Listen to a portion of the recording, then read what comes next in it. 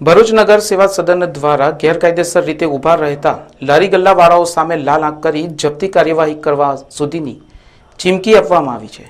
ભરૂચ શહેરના સેવાશ્રમ રોડ, મોહમ્મદપુરા, કતોપુર, 4 રસ્તા વગેરે મુખ્ય માર્ગો પર લારી ગલ્લાવાળાઓ દ્વારા દબાણ કરી વ્યવસાય કરવામાં આવે છે, જેના કારણે ટ્રાફિકને અડચણ થતી હોવાની ફરિયાદો પણ ઉઠવા પામી છે, જેને હળવી કરવા માટે આગામી દિવસોમાં લારી ગલ્લાઓ ઊભા કરી ગેરકાયદેસર દબાણ કરવાવાળાઓ સામે સખ્તાઈથી કાર્યવાહી કરવાની ચીમકી નગરપાલિકાના નવનિયુક્ત પ્રમુખ આરવી પટેલે આપી સહકાર માટેની અપીલ કરી છે।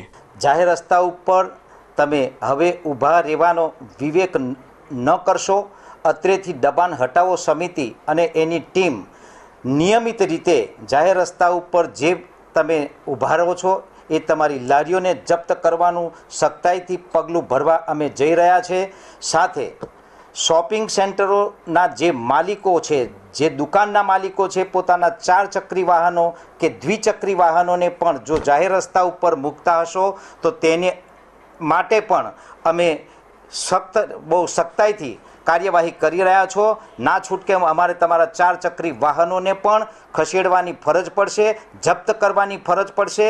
જાહેર જનતાના મારા વટે માર્ગો વાહન ચાલકોની અવરજવરની અંદર તમે પણ અમને સહકાર આપશો એવી નગરપાલિકા તરફથી હું તમારી પાસે અપેક્ષા રાખું છું અને સાથે તમારો સહકાર મને સંપૂર્ણ રીતે મળશે અને નગરજનો જાહેર સુખાકારીના પ્રશ્નોની અંદર સુખ અનુભવે એવો સંનિષ્ઠ પ્રયત્ન અમે કરીએ છીએ, તમે પણ કરો।